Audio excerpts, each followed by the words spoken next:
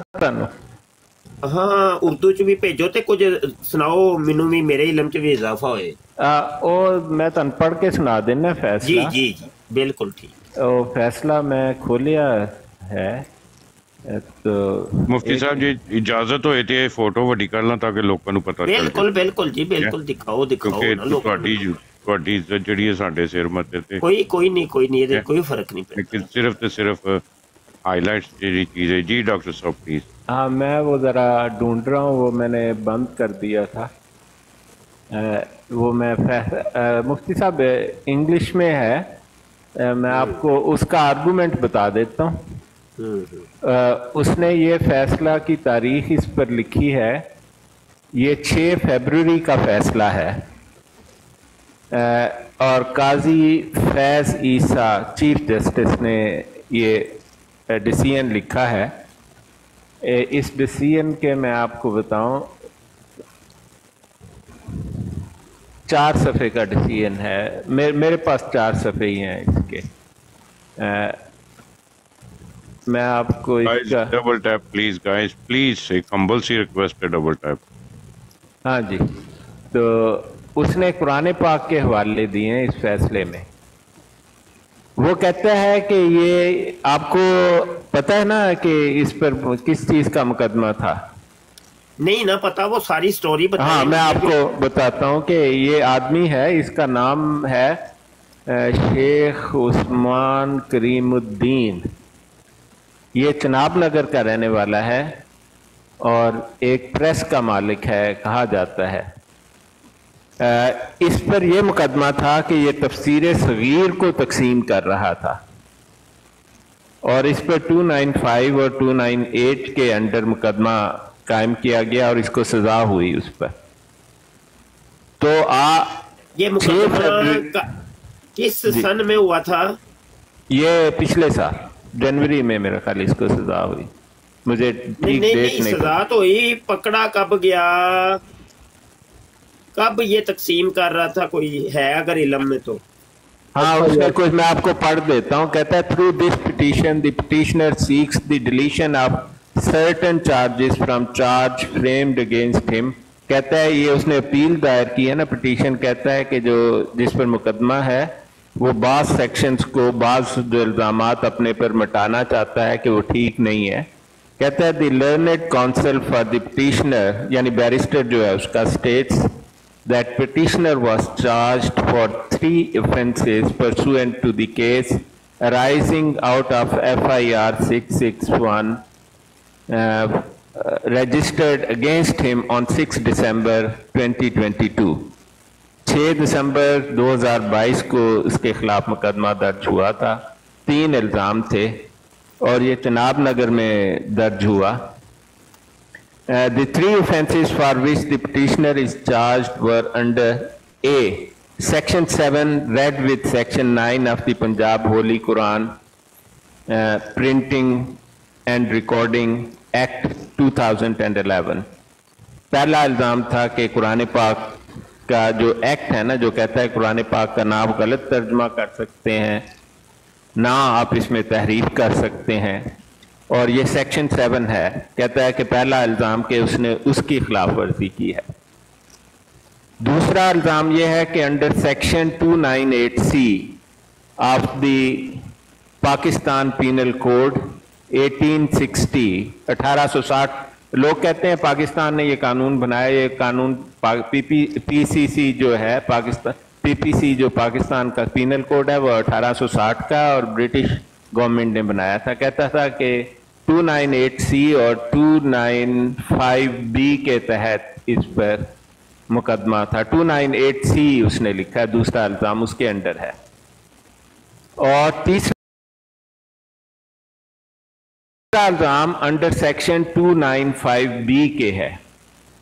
तो एक इल्ज़ाम 295B, फिर 298C का, और फिर एक 2011 का जो एक्ट है उसके अंडर के कुरान पाक को ठीक से पब्लिश करें। ठीक हो गई बात मुफ्ती साहब?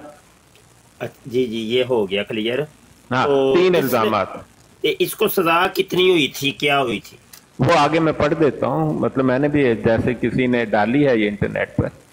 یہ کہتا ہے کہ سیکنڈ پیراگراف میں it was alleged in the FIR that the petitioner was distributing, disseminating a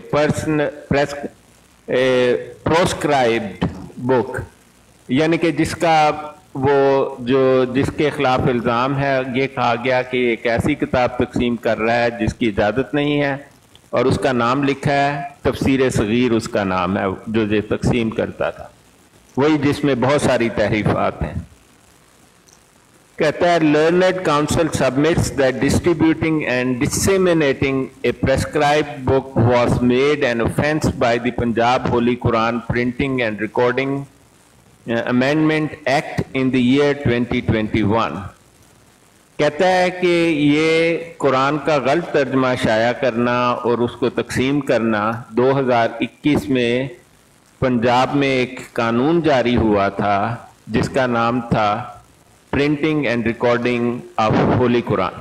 قرآن کا چھاپنا اور ڈسٹریبیوٹ کرنے کے بارے میں قانون بنا دیا کہ قادیانی نہیں کر سکتے ہیں, یہ اس کے انڈر اس کو کیا گیا تھا. Whereas the FIR alleges that practitioner had done this in 2019. کہتا ہے کہ اس کا بیان یہ ہے کہ اس نے یہ تقسیم قرآن پاک جو ہے 2019 میں کیا تھا, جبکہ پنجاب میں یہ ایکٹ 2021 میں آیا. آپ سمجھ گئے مفتی صاحب؟ جی جی جی. ہاں, کہتا ہے اس سے 2 سال پہلے میں نے کیا تو یہ کیسے جرم ہو گیا, اس وقت تو جرم تھا ہی نہیں. We have examined the original law and the charges made to it and the contention of the learned counsel that said offences were incorporated into the law in 2021 is correct. کہتا ہے چیف جسٹس لکھ رہا ہے یہ فیض عیسیٰ کہ ہم نے قانون کو دیکھا ہے اور ہم اس بات کو مانتے ہیں. کنٹینشن کہتے ہیں کہ ان کا جو رائے ہے وہ یہ ہے کہ یہ جو قانون کے مطابق کہہ رہا ہے کہ قانون 2021 کا ہے اور اس نے یہ کام 2019 میں کیا تھا, تو فائز عیسیٰ کہہ رہا ہے بات ٹھیک ہی ہے. آگے تیسرا پیراگراف وہ لکھ رہا ہے, کہتا ہے the constitution of Islamic republic of Pakistan stipulates that person can't be charged for something which was not an offense when it was done. Article 12(1) of the Constitution stipulates that. وہ اب حوالہ دے رہا ہے قانون کا, کہتا ہے کہ پاکستان اسلامی جمہوریہ پاکستان کا جو دیکھیں 2 کتابیں ہیں قانون کی. جب کانسٹیٹیوشن ہوتا ہے تو وہ ایک الگ کتاب ہے, جب 295 298 ہے وہ ایک الگ کتاب ہے. کانسٹیٹیوشن سول لا ہے. کہتا ہے پاکستان کا جو سول لا ہے کہ آپ نے گورنمنٹ کیسے کرنی ہے, عدالت کیسے چلانی ہے, وہ کہتے اسٹیپولیٹ مطلب کہتا ہے کہ ایک آدمی جس نے جرم قانون بننے سے پہلے کیا ہے اور اس وقت اس کے خلاف قانون نہیں تھا, اس کو آپ اس کی سزا نہیں دے سکتے.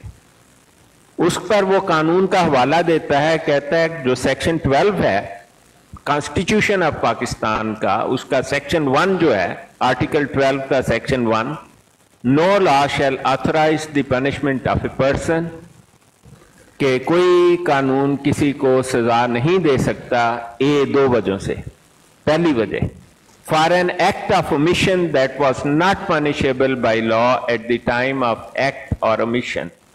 کہتا ہے کہ ایسا کام کسی نے کیا ہو جس کے بارے میں جب وہ کام کر رہا تھا تو اس وقت قانون تھا ہی نہیں. کہتا اس کو سزا نہیں دی جا سکتی کیونکہ قانون بعد میں بنا ہے 2021 میں. بی, وہ یہ کہتا ہے for an offense by a penalty greater than or of a kind different from the penalty prescribed by the law for that offense at the time the offense was committed. کہتا ہے کہ اگر اس کو سزا دی بھی جائے تو وہ سزا جو ہے نا اس وقت جو قانون رائج الوقت ہے اس کے مطابق دینی چاہیے تھی. اس کے لفظ یہ ہیں کہ the penalty prescribed by law for that offense at the time offense was committed. کہتا ہے کہ کوئی جرم جس وقت کر رہا ہے نا اس کی سزا اس وقت کے لاگو قانون کے مطابق ہوتی ہے. مطلب اس کا ایک قانونی آرگومنٹ ہے آرٹیکل 12 کا, ٹھیک کہہ رہا ہے. اور اس نے پٹیشن اس لیے فائل کی ہے کہ کہتا ہے کہ میں نے ڈسٹریبیوشن 2019 میں کی تھی, قانون 2021 میں آیا ہے تو مجھے سزا غلط دی گئی. آپ سمجھ گئے نا مفتی صاحب؟ مفتی صاحب سن رہے ہیں آپ؟ جی مائک میوٹ تھا, معذرت بالکل سمجھ رہا ہوں. ہاں جی, آپ مجھ سے پوچھ لیں اگر, کیونکہ میں کوشش کروں گا اس کا ڈاکٹر صاحب ایسا نہیں لگتا کہ جسٹس بات ٹھیک کر رہے؟ نہیں, ابھی تک ایسا ہی لگ رہا ہے. آپ آگے دیکھیں وہ کیا کہتا ہے. یہ پرابلم آگے سے ہے. اس نے اس بات کو بیس بنا کر ہم سب کو کافر قرار دے دیا. اچھا کرے, آگے کیا لکھے؟ ہاں آگے آپ دیکھیں نا, وہ اس کی جب ڈسکرپشن بیان کرتا ہے نا تو وہ بڑی انیکسیپٹیبل سی کرتا ہے. کہتا ہے therefore since in the year 2019 the distribution dissemination of prescribed book was not an offense, the practitioner could not have been charged for it. تو بات ٹھیک ہے کہ کہتا ہے 2019 میں تو یہ 2021 والا قانون نہیں تھا, تو آپ کسی کو 2019 میں 2021 والے قانون کی سزا نہیں دے سکتے. اور آپ نے بھی کہا کہ ٹھیک بات کر رہا ہے, تو اس حد تک ہم مانتے ہیں کہ بات ٹھیک ہے. آگے لکھتا ہے پیراگراف 4 جو اس کا ہے, as regard the offences under the section 298C and 298B of the Pakistan Penal Code for which the petitioner is also charged, his learned counsel submits. یعنی کہتا ہے کہ جو 298C اور 295B کے تحت اس کو جرم عائد کیا گیا ہے اس کا بیرسٹر کہہ رہا ہے, اس کو لرنڈ کاؤنسل کہتے ہیں عام طور پر انگریزی میں, that neither the FIR nor the police report, چلان اس نے بریکٹ میں لکھا ہے, submitted after investigation by police alleges that petitioner had done any of the acts mentioned therein to constitute these offences. کہتا ہے کہ اس کو جو 298C اور 295B کے تحت جو اس پر جرم عائد کیا گیا یا چلان کیا گیا ہے, تو اس کا بیرسٹر کہہ رہا ہے اس نے تو وہ اس آئین کے تحت کوئی جرم کیا ہی نہیں ہے. اور کہتا ہے پولیس جس نے یہ انویسٹیگیشن کیا وہ بھی کہتی ہے کہ اس نے کوئی جرم نہیں کیا. یہ آپ کو پتہ لگ گیا نا, اس نے ان دونوں جرائم کو کہا کہ یہ ہوئے ہی نہیں ہے. ہاں یہاں پہ ڈنڈی مار کے نا, یہ بہت بڑی ڈنڈی مار گیا ہے. یہ پچھلی باتیں تو چلو اس کی سمجھ آ رہی تھی کہ قانون بعد میں بنے اور مقدمہ پہلے درج ہوا ہے. ہاں نہیں, جرم پہلے ہوا ہے, قانون بعد میں بنا ہے. وہی تو میں کہہ رہا ہوں نا, قانون بعد میں بنا ہے جرم پہلے کیا گیا. بالکل, تو وہ ہم مان لیتے ہیں, بات ٹھیک ہے, وہ تو مان لیتے ہیں. لیکن اگلی بات جو ہے نا یہ والی ہے قابل اعتراض اور قابل گرفت. ہاں جی, آپ آگے سنیں. یہ اس کے بعد تو جناب مفتی بنا ہوا ہے. آپ پوچھو ہی نہ, یہ گل ہے تو مفتیاں کا مفتی بن گیا ہے. بالکل, اسی لیے تو میں نے کہا کہ یہ مجھے کم از کم خود تو سمجھ آئے. ابھی تک مجھے خود ہی نہیں یہ سمجھ آ رہی کہ یہ ماجرا ہوا کیا ہے. ہاں نہیں, ٹھیک ہو گیا. اب آپ سمجھ گئے نا, اس نے کہا کہ 298C اور 295B جو ہے وہ جرم ہوا ہی نہیں ہے, ثابت ہی نہیں ہے اس پر, کہ اس نے جناب غلط طرز میں تقسیم کیے, لوگوں کو گمراہ کیا, اور یہ بنتا ہے انڈر اس کے جرم تو بنتا ہے. خیر آپ سن لیں آگے پیراگراف 5 اس کا یہ ہے, the learned counsel representing the complainant read out the FIR, but nothing is stated therein to constitute the offences under 298C and 298B of Pakistan Penal Code. کہتا ہے اس کے بیرسٹر نے جو شکایت تھی اس کے خلاف وہ پڑھی ہے, اور کہتا ہے مجھے تو کوئی ایسی بات نظر نہیں آئی کہ 298 یا 295 کی کوئی خلاف ورزی ہے.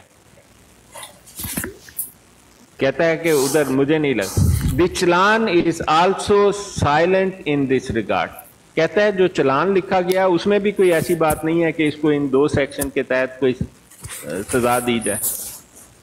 ठीक है। The charge framed on 24 June 2023 by the additional session judge Lalia to the extent of charging the petitioner for the offences under sections 298C and 298B of the PPC did not accord with the provisions of the chapter یہ میرے خیال اس نے لکھا ہے کوئی 21 یا کچھ، مجھ سے پڑھا نہیں جا رہا، of the code of criminal procedures 1898 which pertain to the charge. کہتا ہے کہ اس کو ایڈیشنل سیشن جج لالیاں جو ہے اس نے جو اس کو چارج کیا ہے 298C اور 298B کا، وہ ایک چیپٹر کا نمبر دیتا ہے جو ہے کوڈ آف کرمنل۔ اب قانون کی میں آپ کو بات بتا دوں، ایک ہوتا ہے قانون جیسے PPC ہے پاکستان پینل کوڈ، جب کسی کو چارج کیا جاتا ہے اور مقدمہ شروع ہوتا ہے تو اس کو ایک پروسیجرل ریفرنس دیا جاتا ہے کہ اس کا پروسیجرل انسٹرکشن اسے کہتے ہیں، اس کی ایک الگ کتاب ہوتی ہے۔ تو کہتا ہے اس کتاب کے مطابق تو اس پر اس نے غلط فیصلہ دیا لالیاں کے جو ایڈیشنل میجسٹریٹ کیا لکھتا ہے اس کو ایڈیشنل سیشن جج کا فیصلہ ٹھیک نہیں ہے اور وہ 1898 کے کوڈ آف کرمنل پروسیجر کے مطابق نہیں ہے۔ تو اس نے کہا کہ پہلا جج جو تھا سیشن جج اس نے غلط فیصلہ کیا which pertain to the charge، جس کے نتیجے میں یہ اس پر الزام لگا۔ The instant case is also not one wherein the charge could be altered or where the petitioners could have been convicted of a lesser offense to those under section 298C or 298B of the PPC. Therefore, the offense under the section 298C and 295B of PPC are removed from the charge framed against the petitioner. وہ کہتا ہے کہ جو case ہے اس کا اس میں کوئی ایسا ثبوت نہیں ہے کہ جو ہمیں کہے کہ اس کے خلاف جو الزام ہے اس کو یا بدل دیا جائے یا اس سے کم کر دیا جائے، بلکہ کہتا ہے کہ 298 295 لگتی ہی نہیں ہے، اس لیے یہ چارج اس پر ختم کر دیا گیا۔ ٹھیک ہے،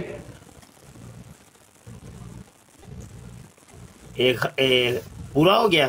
ہاں یہ پیراگراف پورا ہو گیا۔ اس نے کہا ہے کہ جو سیشن جج کا فیصلہ تھا 24 جون 2023 کا کہ اس نے 298 295 کی خلاف ورزی کی ہے وہ بنتا ہی نہیں ہے، اب سمری بتا رہا ہوں، اور وہ اس کے خیال میں یہ دونوں جو الزام ہیں یہ نکال دو اس سے۔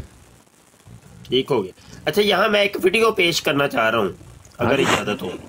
مفتی صاحب سب آپ کی انسٹرکشن پر ہے، ہم تو یہ نا حسن بھائی ہیں ہمارے، تو اس وکیل کے ساتھ یہ گفتگو کر رہے ہیں کہ جو وکیل یہ کیس لڑ رہا ہے۔ اب سنیے۔ السلام علیکم، ویوز آن لائن کے ساتھ میں ہوں حسن رانا۔ ناظرین، پاکستان کے آئین، قوانین اور اعلیٰ عدالتوں کے فیصلوں کے مطابق قادیانیوں پر پاکستان میں کئی قانونی پابندیاں عائد کی گئی ہیں۔ قادیانی نہ تو اپنے آپ کو مسلمان ظاہر کر سکتے ہیں اور نہ ہی اپنے مذہب کی تبلیغ کر سکتے ہیں۔ اس کے ساتھ ساتھ قادیانی اپنی عبادت گاہ کو مسجد نہیں کہہ سکتے، اپنی عبادت کے طریقے کو نماز نہیں کہہ سکتے، اپنی عبادت گاہیں مسجد کی طرز پر بھی نہیں بنا سکتے۔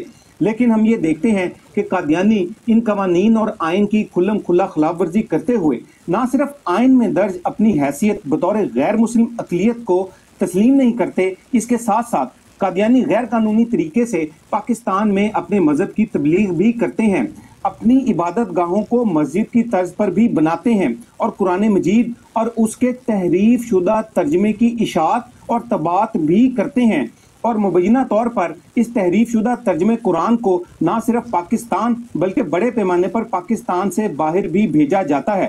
قادیانی جماعت کی جانب سے تحریف شدہ ترجمہ قرآن کی اشاعت اور تباعت کے حوالے سے 2022 میں مبارک احمد قادیانی جو کہ قادیانی مدرسۃ الحفظ کا پرنسپل ہے، اس پر FIR کا اندراج کیا گیا۔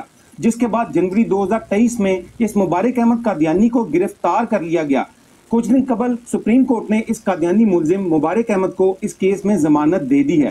سپریم کورٹ کے اس اہم آرڈر پر بات کرنے کے لیے پروگرام میں ہمیں اسلام آباد سے ویڈیو لنک کے ذریعے جوائن کیا ہے سینئر ایڈوکیٹ راؤ عبدالرحیم صاحب نے۔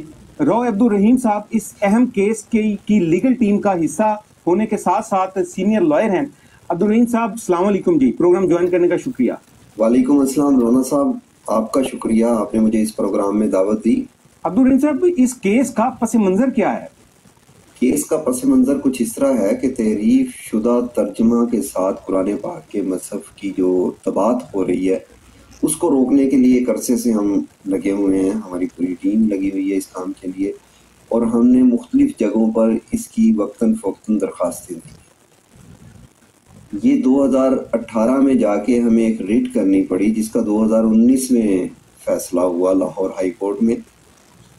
اس فیصلے سے نیکسٹ ویک پر اگلے ہی دن انہوں نے ٹویٹر اکاؤنٹ پہ قادیانیوں نے ایک خبر چلائی تھی کہ اس ہفتے جو نصرت جہاں کالج فار وومن کا گراؤنڈ ہے وہاں پر مدرسۃ الحفظ اور مدرسہ عائشہ کی سالانہ تقریبات ہوگی، جہاں پر انعامات، اسناد اور مرزا مسرور کے دستخطوں کے ساتھ قرآن ترجمے والے جو تحریف شدہ ترجمہ کے قرآن پاک کے مصحف ہیں وہ تقسیم ہو گئے۔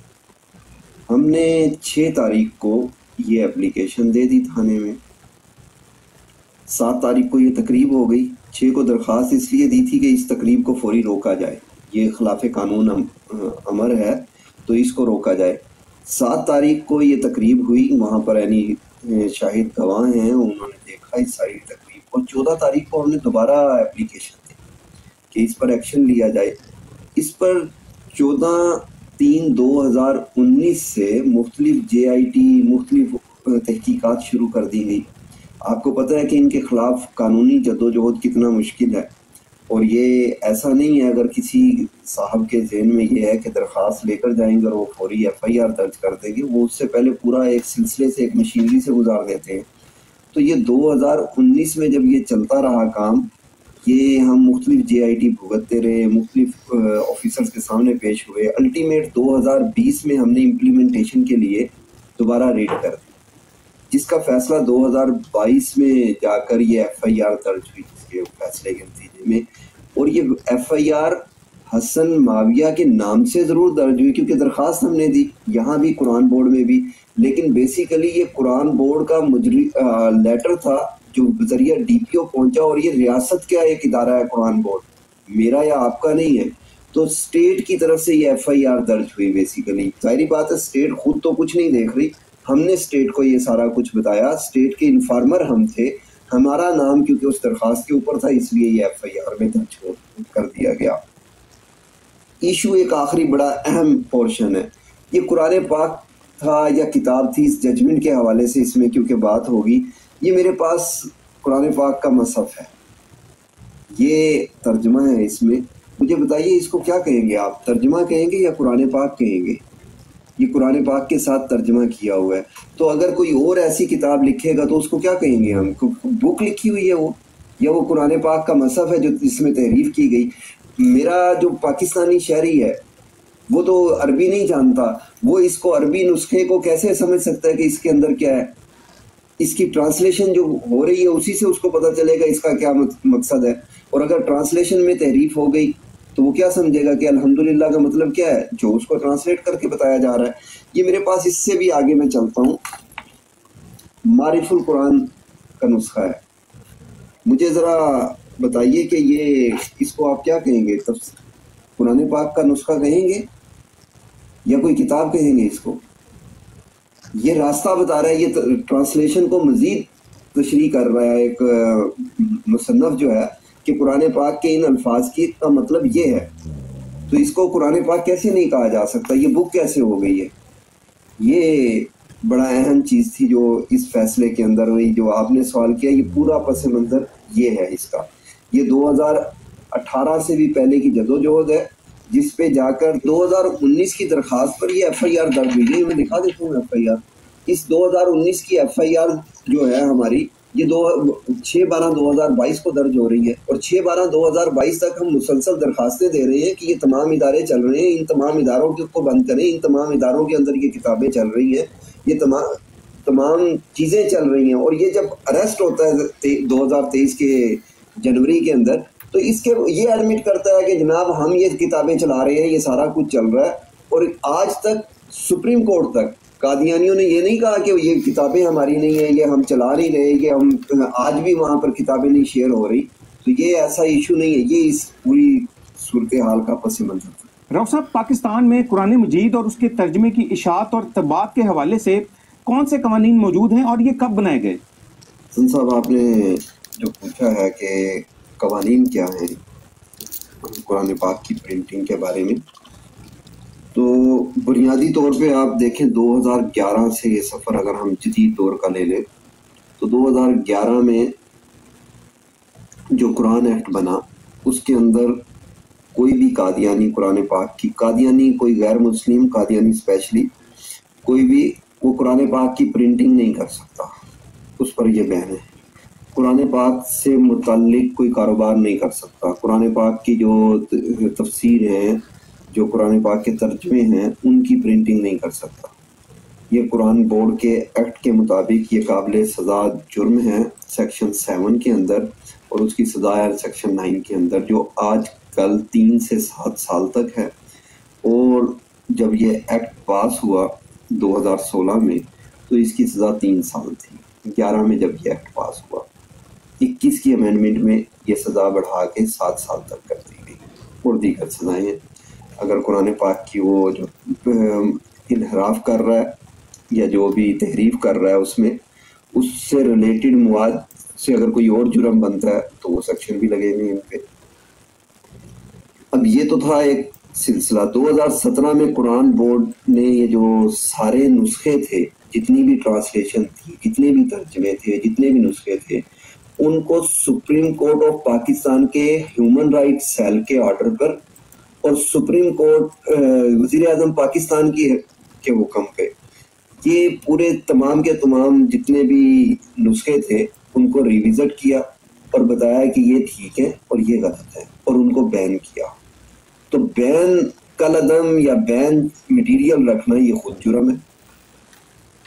اب ان ساری چیزوں کے بعد آپ دیکھیں کہ پرنٹنگ کے حوالے سے یہ بیان حلفی ہے، یہ بیان حلفی دینا پڑتا ہے پبلشر کو. اس بیان حلفی کے اندر واضح طور پہ ان کے قانون کے اندر یہ لکھا ہوا ہے جو قرآن ایکٹ کے ضابطے کے مطابق شیڈول جاری ہوا ہے، جس میں لکھا وہ حلف دے گا کہ میرا قادیانی گروپ یا لاہوری گروپ سے کوئی تعلق نہیں ہے اور نہ میں اپنے آپ کو احمدی کہتا ہوں. یہ حلف ہوگا اور تب اس کو یہ لائسنس جاری ہو سکے گا. اس کے علاوہ آپ دیکھ لیں جو ہمارا 295B ہے وہ اس پہ اٹریکٹ ہوتا ہے، جہاں آپ یہ دیکھیں کہ ڈیفائل، اور ڈیفائل کیا ہے؟ پیور کو ان پیور کر دینا، ملاوٹ کرنا. یہ ڈیفائل ہے جو سپیریئر کورٹس کے لارجر بینچ نے جس کو ایکسپلین کیا ہوا ہے. یہ اس کے بعد 298C ہے جو کہ آپ کہہ لیں کہ قادیانی جب خود کو اسلام یا شاعر اسلام استعمال کرتے ہیں. قرآن پاک تو شاعر سے بھی آگے ہے، قرآن پاک تو کے بغیر تو دین کچھ نہیں ہے. تو بنیاد کو بھی اگر کوئی استعمال کرتا ہے کہ یہ ہماری ہے ان کی نہیں ہے، تو پھر اس پہ 298C اٹریکٹیو ہو جائے گا. ابھی یہ ریلیونٹ سیکشنز تھے. میں اس کیس کی حد تک آ جاتا ہوں کہ اس کیس میں کیا چیزیں تھیں. اس کیس کی جو فرد جرم ہے وہ اگر آپ مناسب سمجھتے ہیں، میں یہ آپ کی اسکرین پہ فرد جرم دکھا رہا ہوں.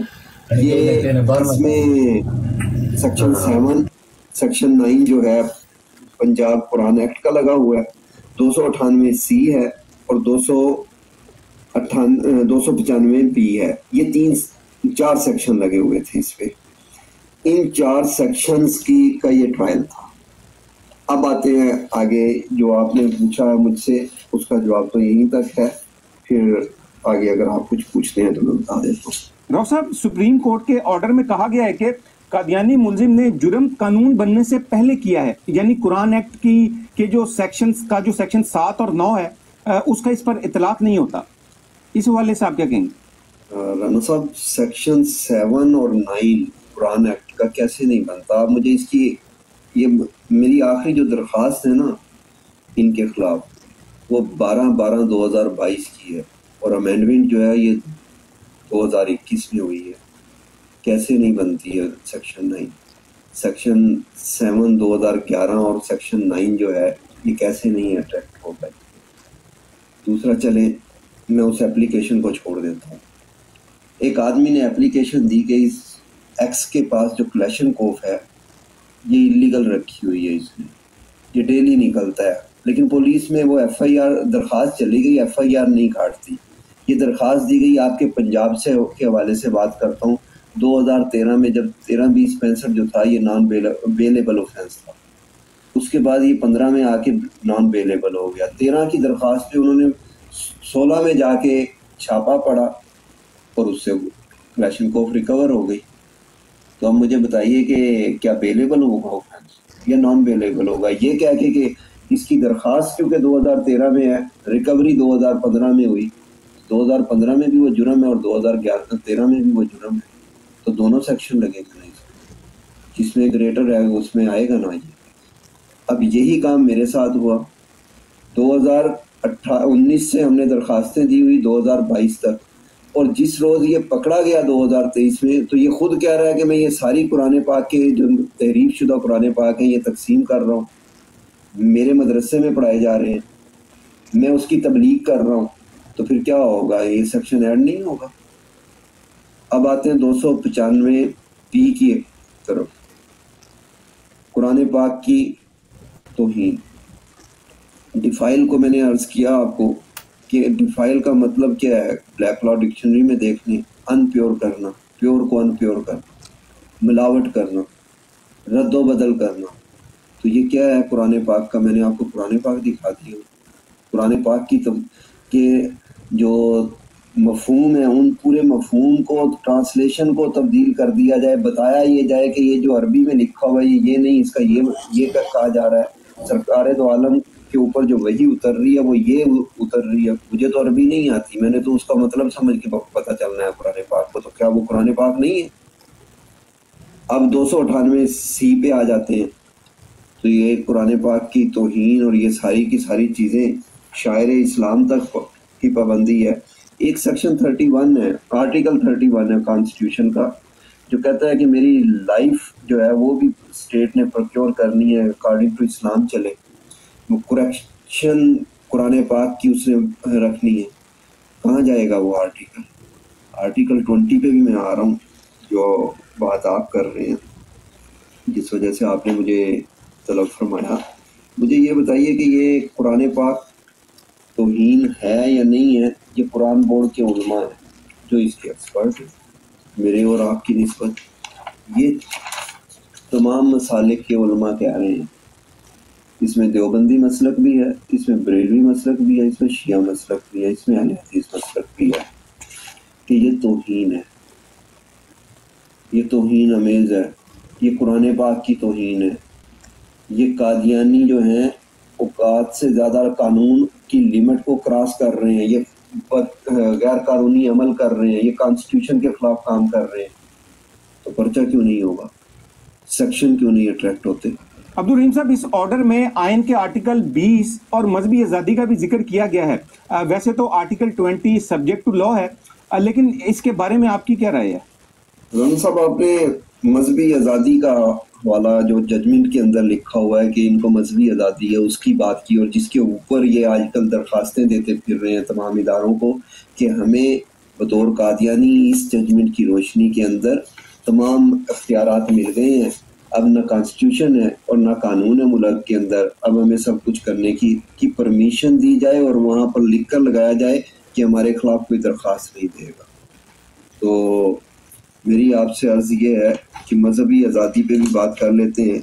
इस जजमेंट के अंदर लिखा गया ला इकराह फिद्दीन, कुरान पाक की ये आयत का استعمال بہت سی جگہوں پہ ہم سننے کو ملتا ہے ہمیں، اور بلکہ ہر جگہ پر ہی سننے کو ملتا ہے جہاں پر بھی کسی نے لینئر کیو لینا ہوتا ہے۔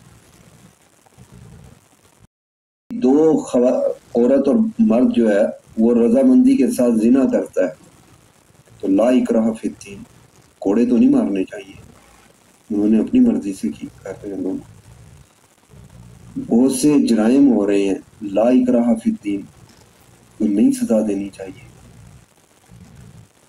اس میں کہا گیا کہ اللہ پاک نے حفاظت کا قرآن پاک کا بیڑا اٹھایا ہے، اِنَّا نَحْنُ نَزَّلْنَا الذِّکْرَ علی آیت کے ساتھ، تو بالکل اٹھایا ہے، لیکن وہ کیسے ہوگی حفاظت؟ اللہ نے یہ کہا کہ انسان کے جو اوپر دو فرشتے بٹھا دیے ہیں، یہ اس کی حفاظت کریں گے، قتل کی سزا تو نہیں ہونی چاہیے، کیونکہ انسان کی حفاظت تو ہے، بندہ مر گیا تو کیا کرنا چاہیے؟ اگر کوئی مارے قاتل کرے تو اس کو روکنا، گاڑ چھاڑ، یہ قانون، یہ سب کچھ تو ختم ہو جانا چاہیے۔ ایسا نہیں ہے، لا اکراہ فی الدین، لا اکراہ فی الدین کی جگہ پر ہے، اور جہاں پر سلطنت کا لا ہے وہ سلطنت کے قانون کے ذریعے ہوگا، اور قانون کی شکنی جو ہے وہ قانون مذہب کے اندر بھی جائز نہیں ہے، قانون آئین کے اندر بھی جائز نہیں ہے۔ اب دیکھتے ہیں مذہبی آزادی کا، تو میرے بھائی کوئی آپ نے جو سوال کیا مذہبی آزادی، وہ مذہب کون سا ہے جس کو آزادی چاہیے وہ بھی بتا دیں۔ پاکستان کے اندر اکثریت سے زیادہ اقلیت کو آزادی ہے، میرے لیے بہت سی ہرڈلز ہیں اور مجھے ان پہ کوئی اعتراض بھی نہیں ہے، میری اقلیت میرے شہری ہیں، ان کو ملنی چاہیے آزادی، مجھ سے زیادہ آزادی بھی مل جائے تو کوئی فرق نہیں پڑتا۔ آپ مجھے بتائیں، سکھ ہیں، اسلام سے بعد کے مذہب کی بات کرتے ہیں، وہ کہتے ہیں گرو نانک صاحب جو ہیں وہ ہمارے پیغمبر ہیں، وہ کہتے ہیں وہ جو گرو گرانتھ ہے ان کی وہ کتاب ہے ہماری، تو بتائیں نا یہ گروہ کہ ان کا نبی کون ہے، یہ بتائیں نا آ کے ریکارڈ پہ کہ ان کی کتاب کون سی ہے، یہ بتائیں نا ان کی شریعت کون سی ہے، یہ بتائیں نا کیا ان کا طریقہ کار کیا ہے، کس چیز کی میں نے ان کو آزادی چاہیے، وہ آزادی کے پرنسپل طے کر لینا بیٹھ کے ریاست کے ساتھ۔ قرآن کو وہ کہتے ہیں یہ قرآن ہمارا ہے، مسلمانوں کا نہیں ہے، نبی کو وہ کہتے ہیں کہ جی احمد جو ہے نعوذ باللہ یہ ہمارے نبی کا نام تھا، قرآن میں اس لیے ذکر کیا گیا، وہ کہتے ہیں کہ جناب قرآن پاک مسلمان ہم ہیں تم نہیں ہو، وہ تو قومی اسمبلی کے اندر بھی بات کرتے رہے کہ مسلمان ہم ہیں تم نہیں ہو، جس ٹائم ان کا یہ فیصلہ ہو رہا تھا اس ٹائم بھی وہ یہی بات کر رہے تھے۔ تو مذہبی آزادی اقلیتوں کو، اکثریتوں کو تو ہوگی، ڈکیتوں کو کون سی آزادی ہوتی ہے، ڈاکوؤں کو کون سی آزادی ہوتی ہے، یا قانون ماننے والوں کو آزادی ہوتی ہے، یا جو غلام ہیں ان کو وہ آزادی کے لیے بات کر رہے ہوتے ہیں، جن پہ کوئی پابندیاں لگی ہیں وہ آزادی کی بات کر رہے ہوتے ہیں۔ مجرم کون سی آزادی کی بات کر رہا ہوتا ہے، مجرم کو کون سی آزادی دینی ہے، بتا دیں وہ کون سی آزادی دینی ہے، وہ دے دی جائے ان کو۔ میرے ملک کے جو آئین ہے اس کو ختم کر دیتے ہیں، اس آئین میں اقلیتوں کو آزادی ہے، ان کو لکھا گیا ہے، لیکن ان کا کوئی آگے بایو ڈیٹا تو انہوں نے دینا ہے نا، یا وہ بھی ہم نے دینا ہے، تو دینا یہ بایو ڈیٹا اپنا، کیونکہ 298 بی اور سی یہ کہتی ہے کہ قرآن یہ استعمال نہیں کریں گے پرچہ ہوگا، مسجد یہ استعمال نہیں کریں گے پرچہ ہوگا، شاعر اسلام یہ استعمال نہیں کریں گے پرچہ ہوگا، اسلام کا نام استعمال نہیں کریں گے پرچہ ہوگا، اور جعل سازی پہ پرچے ہی ہوتے ہیں، جعل سازی پہ اور کون سا کام ہوتا ہے؟ میں کسی آدمی کو یہ کہوں کہ میں جج ہوں تو مجھ پہ پرچہ ہوگا، میں کسی آدمی کو یہ کہوں کہ جی میں فلاں صاحب میں ہوں تو پرچہ ہوگا نا۔ اسی طریقے سے اگر کوئی پاکستان کے آئین کی تشریح یہ کرے کہ آدھا آئین میں یہ پاکستان کا لے لیتا ہوں اور آدھا آئین میں انڈیا کا لے لیتا ہوں، اور یہ میں اپنی کمیونٹی کے لیے میرا یہ آئین ہوگا، میں آدھا پاکستان والے کو رہوں گا پاکستان میں، لیکن آدھا پاکستان والے کو مانوں گا، آدھا انڈیا والے کو مانوں گا، چل جائے گا؟ تو یہ کیسے قرآن میں رد و بدل کر کے چلا رہے ہیں؟ کون سی کمیونٹی ہے؟ یہاں تو ہر طرح کی کمیونٹی ہے، پھر ڈکیتوں کی بھی کمیونٹی ہے، جو ریاست پاکستان کو نقصان، انہوں نے اس سے بھی زیادہ نقصان پہنچایا ریاست پاکستان کو۔ طالبان کو لے لیں، وہ بھی ٹرانسلیشن کرتے ہیں نا، وہ بھی کہتے ہیں کہ قرآن کی اس آیت کا یہ مطلب ہے کہ گلا کاٹ دو کسی کا، تو وہاں پہ کیا پرابلم ہے؟ اگر آئین کا سیکشن نہیں، آرٹیکل نہیں چینج ہو سکتا، اس کی تشریحات چینج نہیں ہو سکتی، تو قرآن کی تشریحات اور قرآن کی آیات کیسے چینج ہو سکتی ہیں، ان کے ترجمے کیسے چینج ہو سکتے ہیں؟ یہ کیسے مل سکتی ہے آزادی؟ آزادی لیں اپنے مذہب کی. سکھ یہ تو نہیں کہتا کہ قرآن جو ہے یہ میرا ہے، سکھ کو مذہبی آزادی ہے نا. سکھ یہ تو نہیں کہتا کہ نبی صلی اللہ علیہ وسلم جو ہیں وہ نعوذ باللہ گرو نانک ہیں، یہ تو نہیں وہ کہتا. یہ کہتے ہیں یہ پرابلم ہے. اور کون سی اقلیت ہے یہ اکثریت کو تنگ کرنا، اس کا نام اقلیت ہے؟ پاکستان کے مذہب کو، پاکستان کے آئین کو توڑنا یہ اقلیت ہے؟ یہ آزادی چاہیے تو یہ آزادی پاکستان کے آئین کے اندر تو نہیں ہے.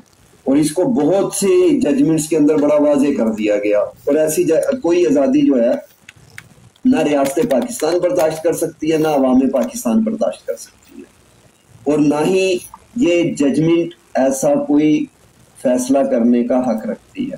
آپ کے اس پروگرام کی تواسط سے ایک ریکویسٹ ہے میری. میں لا بائنڈنگ سٹیزن ہوں. میرا پورا فورم لیگل کمیشن آن بلاسفیمی پاکستان ہمیشہ قانون کی پاسداری کرتا رہا، کرتا رہے گا. اور ہم اس کے علاوہ ہمارے پاس راستہ ہی کوئی نہیں ہے. جب ہم لوگوں کو کہتے ہیں کہ ہم نے پاکستان کے اندر قانون کی عملداری دیکھنی ہے، قانون کی عملداری قائم کرنی ہے، تو پھر کیا راستہ رہ جاتا ہے میرے پاس؟ عدلیہ ہر دو صورت میں نے عدالت کا احترام کرنا ہے. میرے لیے جو ججز ہیں وہ مجھ سے بہت زیادہ علم میں ہیں. لیکن ایک ریکویسٹ ان سے ہے کہ یہ بڑے حساس ایشوز ہیں. ہم بڑے نالائق لوگ ہیں. ہم جب یہ ایشو ایکسپلین کریں تو یہ 1-2 منٹ میں 20 سالوں کی جو جدوجہد ہے، یہ 20 سالوں کی جو رکاوٹیں ہیں، جو 20 سالوں کے مراحل ہیں، وہ 1-2 منٹ میں نہیں بتائے جا سکتے. کائنڈلی ہمیں پورا سن لیں تاکہ آپ اصل حقائق تک پہنچ جائیں. 298 اگر اس ایف آئی آر میں نے آپ کو دے دی ہے نا، یہ اسکرین پر چلا لیں، آپ اس کو دیکھ لیں کہ اس کے اندر 298 نہیں بنتا، 295 بی جو ہے وہ نہیں بنتا. اس کی ورڈنگ کیا ہے؟ اس کی ورڈنگ پہ ہی بنتا ہے جہاں پہ لکھا جا رہا ہے کہ قرآن پاک ترجمہ، قرآن پاک مرزا طاہر تحریف شدہ ترجمہ قرآن پاک کے مصحف میر اسحاق جو سادہ لوگ بچوں کو پڑھا رہے ہیں. اور یہ جو ملزم پکڑا گیا جس کی ضمانت ہوئی ہے، یہ خود اس سے سارا نکلا کہ اس نے اتنے لوگوں کے اندر یہ جو مصحف ہے یہ تقسیم کیے. تو میری ہمبل ریکویسٹ یہ ہے کہ ہم نے عدالتوں کا احترام کرنا ہے. عدالتوں سے صرف اتنی گزارش ہے کہ وہ اس مسئلے کے لیے کوئی 3 کی بجائے ہمیں 10 منٹ دے دیا کریں. سن لیں، ہم آپ کے بچے ہیں. اس ملک کا امن ان چیزوں کے ساتھ وابستہ ہے. میرا امن نہیں ہے، میں کوئی حیثیت نہیں رکھتے، لیکن پاکستان کے آئین کا، پاکستان کے عدالتی سسٹم کا بنیادی مقصد معاشرے میں امن قائم کرنا ہے تاکہ یہ ملک ترقی کرے. عبدالرحیم صاحب، پروگرام کے لیے ٹائم دینے کا بہت شکریہ. آپ کی بڑی مہربانی، آپ نے مجھے ٹائم دیا. ناظرین، اچھا یہ تو ویڈیو آپ نے سن لی ہے، یہ ساتھ یہ والی ویڈیو بھی ساتھ چلانی ضروری ہے، تھوڑا سا یہ بھی سن لیں. چل کے ساتھ میں ہوں حسن رانا. ناظرین، کچھ دن قبل سپریم کورٹ کی جانب سے مبینہ طور پر قادیانیوں کے حق میں آنے والے فیصلے کے بعد پاکستان کے مسلمانوں میں شدید اضطراب اور غم و غصہ پایا جا رہا ہے. اس متنازع فیصلے کے آنے کے بعد جہاں مسلمان شدید بے چین ہیں، وہی قادیانی اور ان کے سہولت کار جشن منا رہے ہیں. اس تمام تر کیس کا پس منظر قادیانی کی ضمانت اور اس کے بعد پیدا ہونے والی صورتحال سے آپ کو آگاہ کرنے کے لیے اس خصوصی ویلاگ کو آپ تک پہنچایا جا رہا ہے. قصہ کچھ یوں ہے کہ قادیانی پاکستان کے آئین میں غیر مسلم اقلیت قرار دیے جانے کے بعد بھی آئین سے انحراف کرتے ہوئے اپنے آپ کو غیر مسلم اقلیت تسلیم نہیں کرتے، اور نہ ہی 1984 میں بنائے گئے قوانین 298 بی اور سی کو تسلیم کرتے ہیں. پاکستان میں قانونی طور پر قادیانی نہ تو اپنے مذہب کی تبلیغ کر سکتے ہیں اور نہ ہی کسی بھی صورت اپنے آپ کو مسلمان ظاہر کر سکتے ہیں. اس کے ساتھ ساتھ اپنی عبادت گاہوں کو مسجد اور اپنی عبادت کے طریقے کو نماز نہیں کہہ سکتے. لیکن ان دیگر پابندیوں کے ساتھ ساتھ قادیانی پاکستان میں نہ تو قرآن مجید چھاپ سکتے ہیں اور نہ ہی اس کو تقسیم کر سکتے ہیں، اور ان تمام تر قوانین کی توثیق سپریم کورٹ کے لارجر بینچ کے فیصلے میں کی جا چکی ہے۔ مگر ہم یہ دیکھتے ہیں کہ قادیانی ان تمام تر قوانین کی دھجیاں اڑاتے ہوئے نہ صرف اپنے آپ کو مسلمان ظاہر کرتے ہیں بلکہ اپنی عبادت گاہوں کو مسجد کی طرز پر بھی بناتے ہیں، اور اس کے ساتھ ساتھ قرآن مجید کے ترجمے میں تحریف بھی کرتے ہیں اور اس کی پاکستان میں اشاعت اور تباہ بھی کرتے ہیں۔ قادیانیوں کے تحریف شدہ ترجمہ قرآن اور تفسیر کے نسخوں میں سے ایک نام تفسیر صغیر ہے، جو کہ جھوٹے مدعی نبوت مرزا غلام قادیانی کے بیٹے مرزا بشیر الدین محمود کی لکھی ہوئی ہے، جس میں نہ صرف قرآن مجید کے ترجمے میں تحریف کی گئی ہے بلکہ قرآن مجید کے ترجمے اور تفسیر کے نام پر چھپنے والی اس تفسیر صغیر میں عقیدہ ختم نبوت کے خلاف اور مرزا غلام قادیانی کی جھوٹی نبوت کو بھی ثابت کرنے کی کوشش کی گئی ہے، معاذ اللہ۔ 2019 میں قادیانیوں کے مرکز چناب نگر میں قادیانیوں کے ادارے مدرسۃ الحفظ میں ایک تقریب کا انعقاد کیا گیا، جس میں نہ صرف تحریف شدہ ترجمہ قرآن کے نسخوں کو تقسیم کیا گیا بلکہ ہماری اطلاعات کے مطابق قرآن مجید کے تحریف شدہ ترجمے کے نسخوں کو پاکستان سے باہر بھی بھیجا گیا، اور جس کے خصوصی مناظر آپ اس وقت سکرین پر دیکھ رہے ہیں۔ قادیانی مرکز کے مدرسۃ الحفظ میں ہونے والی یہ تقریب قادیانی جماعت پاکستان کے رہنماؤں خالد شاہ، ملک خالد مسعود، سلیم الدین اور قادیانی مدرسۃ الحفظ کے پرنسپل مبارک احمد وغیرہ کی سرپرستی میں ہوئی۔ اس واقعے کے بعد 2022 میں مبارک احمد اور دیگر قادیانیوں کے خلاف 295B، 298C اور قرآن ایکٹ کی دفعات کے تحت FIR کا اندراج کیا گیا، مگر تقریباً 1 سال تک کسی بھی ملزم کو پولیس نے گرفتار نہیں کیا۔ جنوری 2023 کو تحریف ترجمہ قرآن کی اشاعت کے اس کیس میں چناب نگر سے قادیانی مدرسۃ الحفظ کے پرنسپل مبارک احمد کو پولیس نے گرفتار کر لیا، جس کے بعد قادیانی جماعت پاکستان کے شر پسند عناصر نے نہ صرف چناب نگر کی مین سڑک کو بلاک کر دیا بلکہ ان قادیانی شر پسند عناصر نے مبارک احمد قادیانی کو چھڑوانے کے لیے تھانہ چناب نگر میں دھاوا بول دیا، جس کے بعد مزید پولیس کی نفری طلب کرنے کے بعد حالات معمول پر آئے۔ تحریف شدہ ترجمہ قرآن کا یہ کیس سیشن کورٹ میں چلا۔ اس قادیانی مبارک احمد پر فرد جرم عائد کی گئی اور اس کے ساتھ ساتھ اس ملزم نے کیس کے دوران کسی بھی موقع پر یہ نہیں کہا کہ یہ جرم اس نے نہیں کیا۔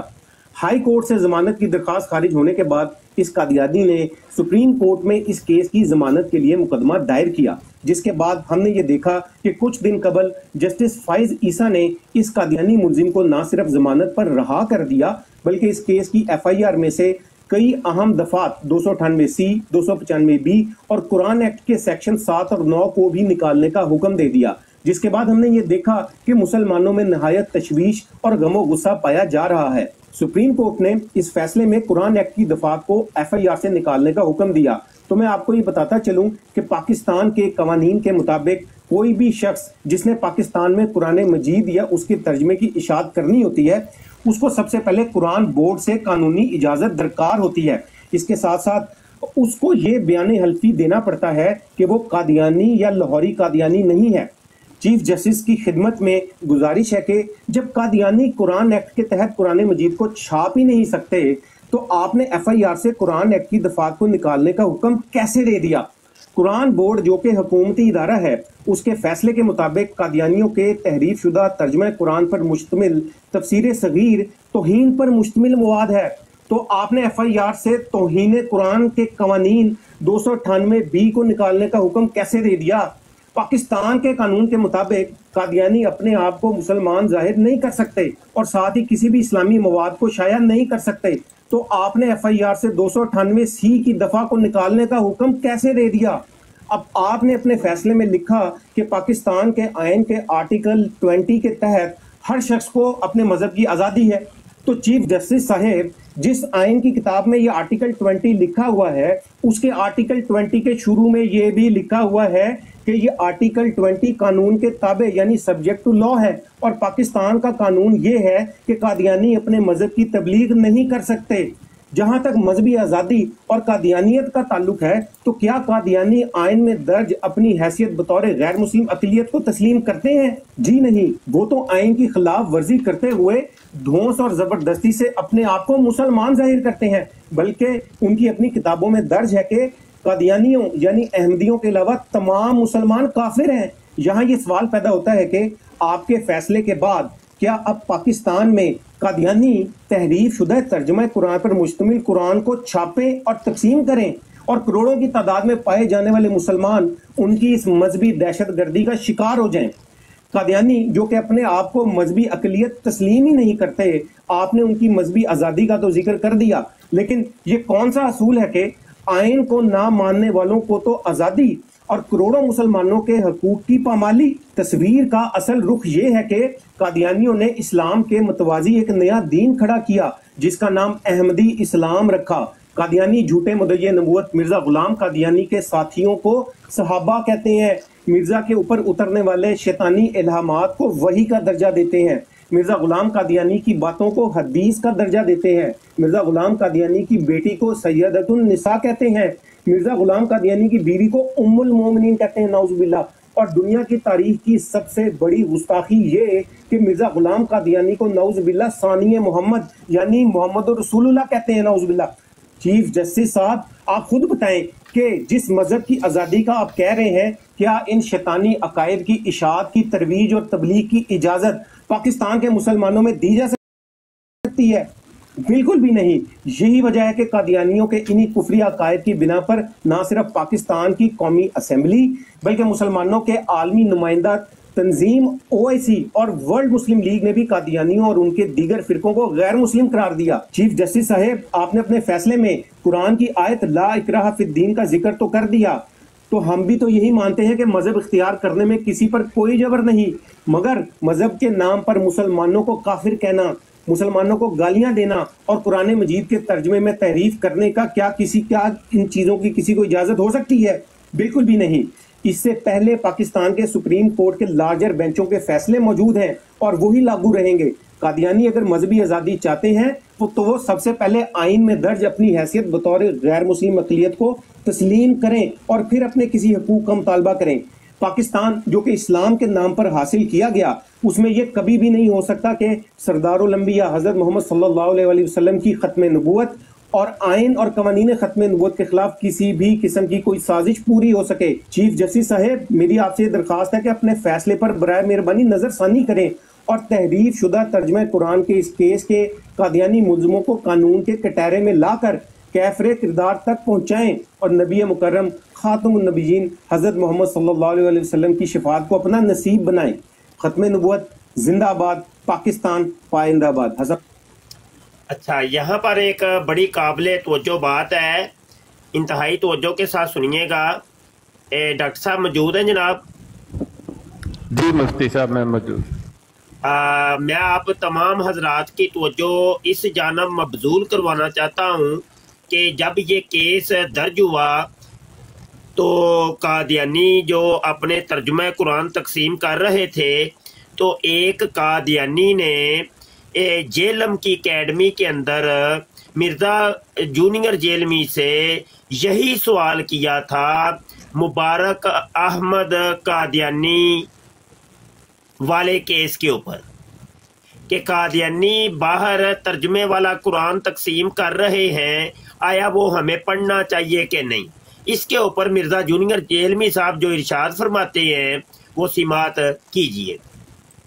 قادیانی قرآن بانٹ رہے ہیں ترجمے والا، اس لیے قرآن ترجمے سے نہ پڑھیں۔ ایگری اسلام کی خدمت ہے۔ قرآن کا ترجمہ اگر کوئی غلط کرتا ہے، ویسے تو میں اس بات کے ساتھ ایگری نہیں کرتا ہوں، قرآن کے ترجمے میں کوئی فرق ڈال ہی نہیں سکتا۔ یہ کہیں گے کہ قرآن ترجمے سے پڑھنا چھوڑ دیں، کہ ڈوڑا روند مار دو یارا، پیٹ سے آپ آ کے بیٹھ گئے ہو، یہ آپ کی بیسک نیڈ ہے قرآن ترجمے سے پڑھنا، تو یہ دو نمبری چھوڑ دیں۔ اور پھر میں نے دیکھیں بارہا یہ بات کی ہے، آپ ان سے بھی جا کے قرآن کا ترجمہ کروائیں نا، اگر ان کو اردو یا انگلش آتی ہو وہ وہی ترجمہ کریں گے جو قرآن کی عربی لنگوسٹک کا بنتا ہے۔ ترجمے میں کون کیسے بدل سکتا ہے مجھے بتائیں، تو یہ کس طرح کہہ سکتے ہیں آپ کہ ترجمے بدل گئے؟ 8 ٹرانسلیشنز آف قرآن اور علماء کا دھوکہ، یہ بیسیکلی رنگ میں بھانگ ڈال رہے ہیں، یہ چاہتے ہی نہیں آپ قرآن پڑھیں، اور یہ قرآن کے دشمن ہے کہ جی وہ ترجمے کون سا ترجمہ بدلا ہے؟ ایون یہ جو قادیانیوں کے بارے میں بھی کر رہے ہیں نا، آپ کو اسپیسیفکلی کوئی پورشن لے کے آئے کہ جس کے اندر انہوں نے ترجمے میں فرق ڈال دیا، اور معذرت کے ساتھ ایک ہی بڑا ہمارا ان سے اختلاف ہے نا ختم نبوت پہ، اس میں انہوں نے ترجمہ ٹھیک کیا ہوا ہے، آپ کے علماء نے غلط کیا ہوا ہے۔ खातमुन नबीयीन का तर्जुमा नबियों की मोहर है, लेकिन कादियानियों ने जो इसका फहम लिया वो गलत है। तर्जुमा तो बिल्कुल ठीक किया, अहले सुन्नत ने, अहले तशय्युह ने इसका तर्जुमा बिल मफहूम कर दिया, सिलसिला नबूवत को खत्म करने वाले। बिल मफहूम तर्जुमा ये दुरुस्त है तशरीह के तौर पे, लफ्जी तौर पे ये तर्जुमा नहीं है। लफ्जी तौर पे खातम मोहर को कहते हैं। उन्होंने ये कहा नबूवत की मोहर, मा काना मुहम्मदुन अबा अहदिम मिन रिजालिकुम वलाकिन रसूलुल्लाह व खातमन नबिय्यीन। मोहम्मद तुम मर्दों में से किसी के बाप नहीं है, बल्कि वो तो अल्लाह के रसूल हैं और खातमुन नबिय्यीन है। ये बात करने की क्या जरूरत है कि वो किसी मर्द का बाप नहीं है। जी दोस्तों, आप हजरात ने सुन लिया कि हो ना हो कि एक साजिश के ज़रिए से ये काम हुआ है और इस जस्टिस फाइज ईसा ने जो ये जनाब फैसला किया है ये मिर्ज़ा जूनियर जेलमी के कहने पर किया हो, क्योंकि ये पाकिस्तान के अंदर कादियानियों का नुमाइंदा है और कादियानियत को प्रमोट कर रहा है और मिर्ज़ा मसरूर का ये जनाब पहलोटा बच्चा है। तो ये कोई आपस में ना कोई तारे जुड़ रही हैं। डॉक्टर साहब आप इसके ऊपर क्या फरमाते हैं? मैं क्या दुरुस्त समझाऊं या गलत, या इसके ऊपर कोई तबसरा आप करना चाहें?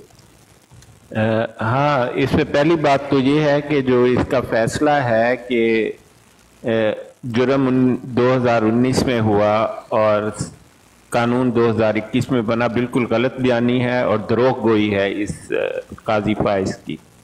क्योंकि अभी वो जो वकील है उन्होंने बताया और मेरे इल्म में भी ये बात था कि सेक्शन 7 जो है कुरान एक्ट का वो 2011 का है और सेक्शन 9 जो है कुरान एक्ट का 2016 का है। पहले इनकी सज़ा 3 साल थी और 2021 में बढ़ाकर 7 साल कर दी गई। इसलिए ये कहना कि जुर्म बाद में हुआ है कानून बन गई, बिल्कुल गलत बात है। ये आंखों में धूल झोंकने वाली इसने बात की है ये फाइज ईसा ने, और इसका बड़ा सख्त जो है मुहासबा होना चाहिए, इस बात पर नोटिस लेना चाहिए। तो पहली बात है कि इसका ये पहला जुर्म जो इसने माफ किया एक झूठ और दरोग गाई की बना पर, जो आपने अभी हमें वीडियो भी सुनाई, तो इसलिए पहले मैंने चूंकि सेक्शन बड़ी देर हुई नहीं पढ़ा था, तो अब मैंने जब वीडियो सुनी तो मुझे याद आ गया कि ये सेक्शन 2011 और 2016 के हैं। इसके बाद इसने सेक्शन 20 जो है जो मजहबी आज़ादी देता है उसकी गलत डेफिनेशन की है, और वो गलत डेफिनेशन इसकी ये है कि मजहबी आज़ादी उसको होती है, जैसे इसने कुरान पाक को बहुत गलत कोट किया, आप उसको बता दें अगर मैं उसको ठीक नहीं बता रहा। कुरान पाक की ये जो आयत है ना, औज़ु बिल्लाहि मिनश शैतानिर रजीम, ला इक्राह फिद्दीन क़द तबय्यन रुश्द मिनल गय फमन यकफुर बित्तागूत व युमिन बिल्लाहि फ़क़द इस्तमसक बिल उर्वतिल वुस्क़ा ला इन्फ़िसाम लहा वल्लाहु समीउन अलीम। इसमें ला इक्राह फिद्दीन, दीन में जबर नहीं है। दीन डेफिनेशन आपको मुझसे बेहतर आती है, वो एक सेट होता है बिलीफ का, कि हाँ अकायद का एक सेट है जिसका एक अलग नाम है, एक अलग किताब है, एक अलग अकीदा है, एक आइडेंटिटी है, शनाख्त है किसी कौम की या लोगों की। जैसे हिंदू हैं, सिख हैं, ईसाई हैं, यहूदी हैं, वो दीन है उनका एक। अब सवाल ये पूछना है हाई कोर्ट, सुप्रीम कोर्ट से कि कादियानियों का कौन सा दीन है जिस पर उन्हें ला इकराह फिद्दीन के जमरे में शामिल कर दिया जाए। कादियानी तो ये कहते हैं कि हम मुसलमान हैं, वही बात कहते हैं जो मुसलमान अल-कज़्ज़ाब कहता था कि जो मुझे पैगंबर सादिक नहीं मानता उसका इस्लाम गैर मकबूल है। मोहम्मद मुस्तफ़ा सल्लल्लाहु अलैहि वसल्लम की जिंदगी में कह दिया कि जो सिर्फ रसूल पाक सल्लल्लाहु अलैहि वसल्लम को मानता है उसका इस्लाम है ही नहीं, वो मुसलमान ही नहीं। यही कादियानी कहते हैं। पहले तो सुप्रीम कोर्ट हमें इस बात का जवाब दे कि कादियानी, यही वो वकील साहब भी दोनों वीडियोस में यही हो रहा था कि कादियानी डिफाइन करें, और कादियानी डिफाइन करते हैं, कहते हैं कुरान हमारा है और तस्करा इसकी नई फॉर्म है, और आपको तो मुझसे कहीं ज्यादा पता है उनके अकायद का। और कादियानी कहते हैं हकीकी इस्लाम तो हम है जो मुसलमा कज़्ज़ाब कहता था। तो अगर उसका दीन मान लिया जाए तो काजी फाइज ईसा ने यह फैसला दिया है कि कादियानियत एक सच्ची है उसका एक दीन है, उसका एक नबी है, वो भी सच्चा है। क्योंकि अगर हम दीन तस्लीम कर लें तो उसको बतौर दीन इसने आजादी दे दी है, हालांकि वो धोखा और फ्रॉड है जैसे सब लोगों ने कहा। तो अगर ये फैसला है इस काजी फायज का, उसने तो पूरी उम्मत मुसलमान को काफिर करार दे दिया। और ऊपर से जी डॉक्टर साहब एक सेकंड, एक ही शेख साहब नीचे बैठे हैं, अगर वो ऊपर आना चाहें तो। नहीं, शेख साहब तशरीफ ले आए ऊपर। आप मुफ्ती साहब इजाजत है? जी जी बिल्कुल इजाजत। हाँ, एक शेख साहब तशरीफ लाएं प्लीज।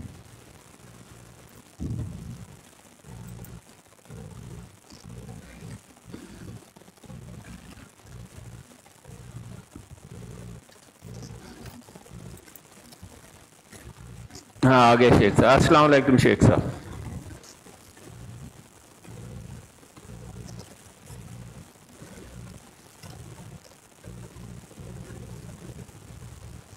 हाँ, मेरे ख्याल शेख साहब का माइक काम नहीं कर रहा इस वक्त। तो शेख साहब को तो इल्म होगा कि ये बात, तो मेरा ये व्यू है कि अगर फायज ईसा साहब समझते हैं कि कादियानियत का एक दीन है और उसे दीन के ज़मरे में दाखिल करके आज़ादी देते हैं, तो वो असल में कहते हैं कि कादियानियत बिल्कुल सच्चा है, दीन इस्लाम तो उनका दीन है और हम सब काफिर। और ये 1974 के फैसले की भी खिलाफ वर्जी है और पाकिस्तान के आइन की, कॉन्स्टिट्यूशन ऑफ पाकिस्तान की भी खिलाफ वर्जी है और पाकिस्तान पीनल कोड की भी खिलाफ वर्जी इन्होंने की है और सरे आम की है। और पहले तो हम समझे थे कि शायद पहले एक दो पैराग्राफ ठीक है, लेकिन वो भी गलत हैं। जब हम कानून का पता लग गया तो उस आदमी को कोई रिलीफ नहीं मिलती है। और इन्होंने 298 और 295 की भी खिलाफ वर्जी की है और इसकी एक गलत इंटरप्रिटेशन उम्मत मुसलमान को पेश की है। जी शेख साहब, आपको आवाज आ रही है? शेख साहब आपको मेरे ख्याल से माइक ठीक नहीं है, उसको थोड़ा सा ठीक करें।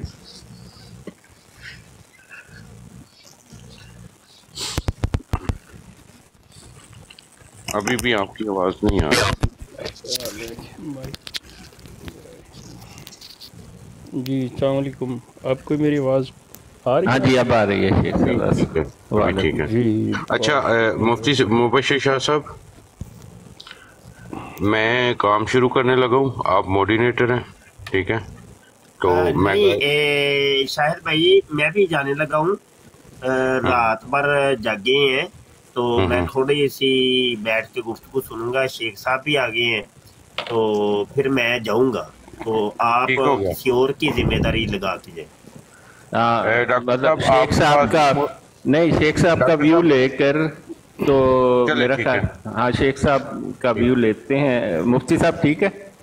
जी जी हाँ जी हाँ जी शेख साहब, आपने सुना है ये कादी फायज ईसा के?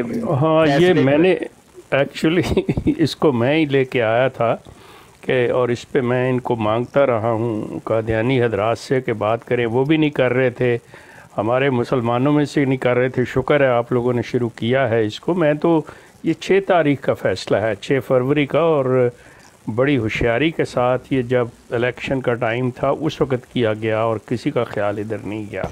बट एनीवे डॉक्टर साहब, मसला ये है कि सबसे पहली बात जो है वो कि क्या ये फ़ैसला काजी फायज ईसा को मतलब किसी लिहाज से ब्राइब करके ये करवाया गया, या काजी फायज ईसा के मतलब सियासी तौर पे नज़रियात कुछ ऐसे कि अब फिर मजहबी कार्ड खेला जाए और जिसको भी बचाना है उसको बचाया जाए। मतलब ये एक चीज़ गौर करने वाली। लेकिन अपार्ट फ्रॉम दैट हम डायरेक्टली फ़ैसले पे आते हैं। फ़ैसले के अंदर एक चीज़ जो कही जा रही है वो ये कि कुरान तमाम नौ इंसानी के लिए हदायत की किताब है। ये किसी की मिरास नहीं है, किसी की मलकियत नहीं है कि मुसलमान इसको लेके कहें कि जी ये हमारी किताब है। ये तमाम इंसानों के लिए है। یہ بیس بنا کر فیصلہ کیا گیا کہ اس کو وہ جو چاہے وہ ترجمہ اپنا کریں اور اپنی اس تعلیم کا مطلب اظہار جو ہے یا اپنے تربیت اپنے لوگوں کی جو کرنی ہے، وہاں پہ تبلیغ نہیں ہے کہ یہ پبلکلی تبلیغ کریں گے، نہیں، within their four walls کہ یہ لوگ اپنی جو بھی ترجمہ کرتے ہیں اس کی مطلب آزادی سے وہ بات کر سکتے ہیں اپنے۔ اب جو پہلے فیصلہ ہو چکا ہے 74 کے اندر، اس کے ساتھ یہ کنٹراڈکٹ کرتا ہے، اس کے ساتھ وہ بہت ساری چیزیں انہوں نے کر دی ہیں کہ یہ ختم کیا جائے۔ اب یہاں پہ ایک سوال اٹھتا ہے جو میں بڑے پچھلے ایک ہفتے سے پوچھ رہا ہوں ان قادیانی حضرات سے کہ بھئی آپ کا تو ایک بچہ جو ہے وہ ذرا سا بھی کوئی کسی کلاس میں یا کسی کی کوئی فرسٹ ڈویژن آ جائے یا کسی معاملے میں کوئی تھوڑا سا بھی پتہ چلے کہ اس نے نمایاں کارکردگی کی ہے، تو آپ تو اتنا لمبا چوڑا جشن کرتے ہیں اور یہ خوشیاں مناتے ہیں اور بتاتے ہیں کہ دیکھ لو جی کہ ہمارے بچے ہمارے لوگ جو ہیں مسلمانوں کی نسبت کتنا۔ تو یہ جو ایک فیصلہ ہوا ہے سرین آپ کے حق میں، اس پہ آپ لوگ ابھی تک کیوں خاموش ہیں؟ مسرور نے کوئی بیان کیوں نہیں دیا؟ مسرور نے چراغاں کیوں نہیں کیا؟ یہ ایسی کیا چیز ہے؟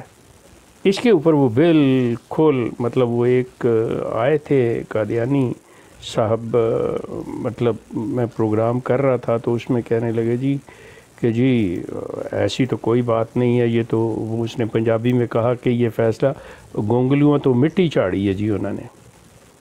آپ اندازہ کریں کہ کس دوسری طرف ذرا سی بات جس کی کوئی اہمیت نہیں ہے وہ ان کے لیے ایسا ہوتا ہے کہ یہ چراغاں کرتے ہیں، اور یہ فیصلہ جس کی یہ رونا تھا ان کو کہ جی ہمیں بات نہیں کرنے دی جاتی، ہمیں اپنے مذہب پہ عمل نہیں کرنے دیا جاتا، اس پہ پوری آزادی مل گئی ہے، تو کوئی ایسا مسئلہ ان کے نزدیک یہ کوئی بات ہی کوئی نہیں ہے۔ یہ چیزیں آرام سے بیٹھ کے اور پاکستان میں علماء کی توجہ اس طرف دلوانے اور اس جو قانون کے طالب علم ہیں جو قانون کے ساتھ ڈیل کر رہے ہیں وکلاء حضرات، ان کو اس طرف کہ جی یہ فیصلہ جو ہوا ہے یہ خود دیکھیں، یہ حالانکہ یہ آٹومیٹیکلی یہ چیلنج ہو جانا چاہیے یہ فیصلہ جو ہے، لیکن پھر بھی جو ذمہ داری بنتی ہے کہ اپنا ہم فرض پورا کرتے ہوئے کہ اس کے ان چیزوں کی طرف توجہ دیں کہ انہوں نے جو کچھ پاکستان کے بارے میں اور جو کچھ دین اسلام کے بارے میں جو اس کا تاثر دیا ہے، جو اس کی شکل انہوں نے ویسٹ کے اندر پیش کی ہے کہ جی احمدیت از دا ٹرو اسلام، جو اسلام کی مسلمانوں سے شناخت چھیننے کی یہ کوشش کر رہے ہیں، اس کے لیے مطلب آپ کو ہم کو یہ کام جو ہے یہ بالکل پوری مطلب پرائرٹی کے اوپر یہ کرنا ہوگا، میری تو یہ گزارش۔ جی ڈاکٹر صاحب۔ ہاں جی بہت شکریہ، ہم بھی ایسے ہی سمجھتے ہیں۔ مفتی صاحب آپ فرمائیں کچھ۔ جی اس حوالے سے گزارش یہ ہے کہ مرزا غلام قادیانی تو یہ کہتا ہے کہ قرآن جو ہے وہ خدا کی کتاب اور میرے منہ کی باتیں، قرآن خدا کی کتاب اور میرے منہ کی باتیں۔ پھر مرزا غلام قادیانی کا بیٹا کلمۃ الفصل کے اندر واضح طور پہ کہتا ہے کہ ہم کہتے ہیں کہ قرآن دنیا سے اٹھ گیا ہے، قرآن کہاں پر موجود ہے؟ قرآن تو موجود ہی نہیں ہے، قرآن تو دنیا سے اٹھ گیا ہے۔ اب ضرورت یہ پیش آئی کہ جناب دوبارہ اب محمد کو قادیان کے اندر اتارا جائے اور اس کے اوپر اب دوبارہ قرآن نازل کیا جائے۔ جب یہ جو قرآن آج یہ چھاپ رہے ہیں اور جس کا پھر ترجمہ اور تفسیر کر کے تفسیر صغیر اور کبیر، اور پھر یہ جناب مرزا طاہر چھاپ رہا ہے یا ان کے دوسرے خلیفوں نے جو کچھ چھاپا یا مرزا قادیانی نے جو چھاپا جو کچھ بھی لکھا، تو وہ قرآن کے نام کے اوپر چھپا ہے نا سب کچھ۔ اور قرآن کون سا ہے؟ قرآن تو منہ کی باتیں ہیں نا مرزا قادیانی کی۔ روحانی خزائن جلد 22 صفحہ 87 کے اوپر وہ کہتا ہے قرآن شریف خدا کی کتاب اور میرے منہ کی باتیں ہیں۔ اور کلمۃ الفصل کے صفحہ 173 کے اوپر وہ مردے کا بیٹا کہتے ہیں. ہم کہتے ہیں کہ قرآن کہاں موجود ہے؟ اگر قرآن موجود ہوتا تو کسی کے آنے کی کیا ضرورت تھی؟ مشکل تو یہی ہے کہ قرآن دنیا سے اٹھ گیا ہے، اس لیے ضرورت پیش آئی کہ محمد رسول اللہ کو بروزی طور پر دوبارہ دنیا میں مبعوث کر کے آپ پر قرآن شریف اتارا جاوے. اب سن لیا آپ لوگوں نے. پھر ایک جگہ مرزا قادیانی روحانی خزائن جلد 22 صفحہ 407 کے اوپر کہتا ہے خدا کا کلام اس قدر مجھ پر نازل ہوا ہے کہ اگر وہ تمام لکھا جائے تو 20 جز سے کم نہیں بنے گا. جز سپارے کو کہتے ہیں. وہ کہتا ہے کہ میرے اوپر نازل ہونے والا جو کلام ہے وہ اگر جمع کرو گے تو 20 پاروں کا ایک بن جائے گا. خدا کی الہامی کتاب. تو جب یہ ساری سٹیٹمنٹس موجود ہیں، ان کی موجودگی کے اندر یہ بھی وہ مجرم اور ملزم نے یہ خود تسلیم بھی کیا کہ بھائی میں نے کیا یہ کام، میں نے قادیانی ترجمے والے قرآن میں نے تقسیم کیے ہیں، بلکہ وہ پڑھاتا رہا ہے. تو پھر جسٹس صاحب نے، جو کہ ایک ایسے ملک کے جسٹس ہیں کہ جہاں پر 1974 کی اسمبلی میں فیصلہ ہو چکا ان کے بارے میں، 2 ٹوک فیصلہ ہو چکا کہ ان کا اسلام سے کوئی تعلق نہیں ہے اور شعار اسلام یہ استعمال نہیں کر سکتے. بھائی قرآن یہ شعار اسلام میں سے ہے، بلکہ اس سے بھی بڑھ کے ہے. یہ اللہ کا کلام ہے جو مسلمانوں کے ساتھ منسوب ہے، جو اسلام کے ساتھ منسوب ہے.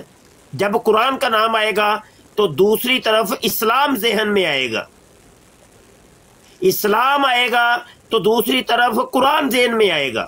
تو یہ لازم ملزوم چیزیں ہیں، قرآن اور اسلام. تو کیا جسٹس صاحب یہ کیا کے پڑھے ہیں؟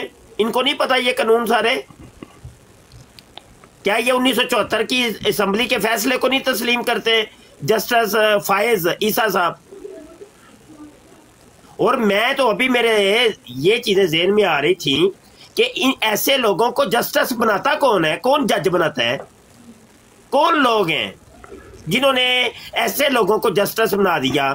اور کیا ان جسٹس صاحبان، ان جج صاحبان کا پھر آگے سے کوئی محاسبہ کرنے والا کوئی نہیں ہے؟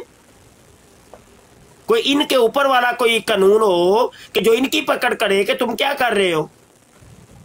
سفید کو سیاہ اور سیاہ کو سفید. I'm sorry مفتی صاحب، میں انٹرپٹ کر رہا ہوں آپ کو. جی آپ کی یہ جو بات ہے نا، یہ بہت وزن رکھتی ہے. اصل جو چیز آ رہی ہے نا وہ یہی آ رہی ہے کہ یہ جتنے بھی قانون کے سے متعلقہ محکمے ہوتے ہیں، مقننہ ہماری ہوتی ہے جو قانون بناتے ہیں، انہوں نے باقاعدہ طور پہ یہ اسلامک لا جو ہے یہ پڑھا ہوتا ہے، یہ سارا کچھ دیکھا ہوتا ہے. دے نو دیٹ. اور قوانین بنانے میں ان کا بہت بڑا ہاتھ ہوتا ہے. یہ بالکل ایسے ہی ہے کہ کسی کو یہ بتایا جائے کہ اذان جو ہے وہ مسلمانوں کی ایک کال ہے اللہ کی طرف بلانے کی. جو چرچ کے اوپر گھنٹہ لگا ہوا ہے، جب اس کو بجاتے ہیں تو وہ بلاتے ہیں اپنی طرف کہ آ جاؤ. اسی طرح مندر میں، گردوارہ میں یا سناگوگ میں ان کے اپنے انداز ہیں. یہ مخصوص نشانیاں ہیں، یہ چیزیں چل رہی ہیں. لیکن جن الفاظ سے کھیلا گیا ہے، جو میں نے عرض کیا ہے نا، وہ یہ ہے کہ یہ کتاب جو ہے، یہ کتاب اللہ جو ہے، قرآن جو ہے، یہ تمام انسانوں کے لیے ہے. اب اس کو جو مانتے چلے جائیں گے، قرآن دین اسلام پیش کر رہا ہے اور اس کو ماننے والا مسلمان ہو رہا ہے. جو فائز عیسیٰ نے بات کی ہے، اس نے یہ کہا ہے کہ یہ کتاب انسانوں کے لیے ہے، اس کا جو بھی کوئی کرنا چاہے. اب چیز یہ تھی یہاں پہ جو اصل بات کرنے والی وہ یہ ہے کہ کیا پاکستان جو ایک اسلامی مملکت کہلاتا ہے، اسلامی ملک کہلاتا ہے، کیا اس کے اندر کوئی ایسی اتھارٹی ہے جس کی اجازت کے بغیر قرآن کا ترجمہ، اس کی اپروول کے بغیر قرآن کا ترجمہ پبلش نہیں ہو سکتا؟ اور اگر تو ہر ایک کو اجازت ملی ہے کہ جو جی چاہے کرے، پھر تو یہ فائز عیسیٰ صاحب ٹھیک ہیں، لیکن اگر کوئی ایسی چیز ہے تو ان کو چاہیے تھا کہ اس سے پہلے کنسلٹ کرتے، دیکھتے اس چیز کو کہ کیا یہ اس معیار پہ پورا اتر رہا ہے، کیا اس کے پاس اس اتھارٹی کی اجازت ہے۔ سب سے بڑی چیز شیخ صاحب، میں بڑی معذرت سے، ایسا ایکٹ موجود ہے، اس کو 2011 قرآن پرنٹنگ اینڈ ڈسیمینیشن ایکٹ کہا جاتا ہے۔ اس کا سیکشن، اس کو اس نے اگنور کیوں کیا؟ اس نے بس اس نے اس کا نام بھی نہیں لیا، نام تو لیا ہے لیکن اس نے اس کو بالکل اوور رول کر دیا۔ اور یہی بات آ رہی ہے ڈاکٹر صاحب، یہی چیز ہے جو وہاں پر ان کے بارے میں اسٹیٹمنٹ شامل ہے کہ قرآن کا ترجمہ شائع کرنے والا یہ اسٹیٹمنٹ دے گا کہ اس کا تعلق جماعت قادیانیہ یا جماعت لاہوریہ سے بالکل نہیں ہے، ورنہ وہ نہیں پبلش کر سکتے۔ اب سوال ہے کہ کیا اس شخص نے کسی کے پریشر میں آ کے، کوئی رشوت لے کے، مطلب وہ کون سا اس کا فعل ہے جس کی وجہ سے اس نے یہ فیصلہ کیا؟ اس کو کٹہرے میں کھڑا ہونا چاہیے، بالکل ڈیمانڈ کرنی چاہیے آپ کو۔ یہی تو میں پوچھ رہا تھا کہ کوئی ان لوگوں کے اوپر کون ہوتا ہے؟ پریزیڈنٹ مفتی صاحب، پاکستان کا جو کانسٹیٹیوشن ہے نا، اگر کوئی جج یا چیف جسٹس کوئی ایسا معاملہ کرے اور اس کے خلاف ایکشن لینا ہو تو یہ اختیار صرف صدر مملکت کو ہے، اور اس کی پٹیشن کا نام ریفرنس ہوتا ہے۔ یہ وہ شخص ہے جس کے خلاف 4 سال یا 5 سال پہلے فراڈ اور دھوکہ دہی کا ریفرنس فائل ہوا تھا، بعد میں سیٹلمنٹ انہوں نے آپس میں کوئی کر لی۔ اور میں آپ کو ایک اس کے بارے میں بڑی عجیب بات بتاؤں، اس کا دادا جو ہے نا فائز عیسیٰ کا، اس کا نام جلال الدین ہے، وہ ہزارہ قبیلے سے تعلق رکھتا ہے، قندھار کے صوبے میں وہ جج تھا، قاضی تھا قندھار کا۔ وہ عبداللطیف جو ہے اس کا ہم اثر ہے اور اس کا دوست ہے، اس کا دادا جلال الدین کہا جاتا ہے۔ جب اس نے غداری کی، وہ جو دوست محمد خان تھا امیر کابل کا، تو اس کے ساتھ ساتھ اس کے دادے نے بھی اس کے خلاف مہم شروع کی ہوئی تھی اپنے ہزارہ قبیلے میں۔ تو جب عبداللطیف خان تو پکڑا گیا نا، عبداللطیف تو، لیکن اس کا دادا جلال الدین فرار ہو گیا۔ یہ بڑی عجیب کوئنسیڈنس ہے، جب بھی اینٹیں اٹھائیں تو کوئی نہ کوئی لنک نکل آتا ہے۔ تو یہ وہی ہے نا کہ جو شہید اس کو مانتے ہیں؟ بالکل وہی شخص امام حسین سے زیادہ جس کی عبداللطیف ہاں جی اس کا ہم اثر تھا، اس کا دادا جلال الدین، جو 2 بکریاں ذبح ہوں گی والے والا جو ہے۔ بالکل شیخ صاحب وہی۔ چلے میں ایسے اچھا صاحبان، آپ حضرات تشریف رکھیں، میں پوری رات ہی جاگتا رہا تو آپ آرام کریں، آپ آرام کریں، سونے کا ارادہ ہے۔ بہت شکریہ شیخ صاحب، ڈاکٹر صاحب اور ہوسٹ جناب شاہد صاحب اور دیگر صاحبان، السلام علیکم ورحمۃ اللہ۔ وعلیکم السلام۔ شیخ صاحب آپ مفتی صاحب تشریف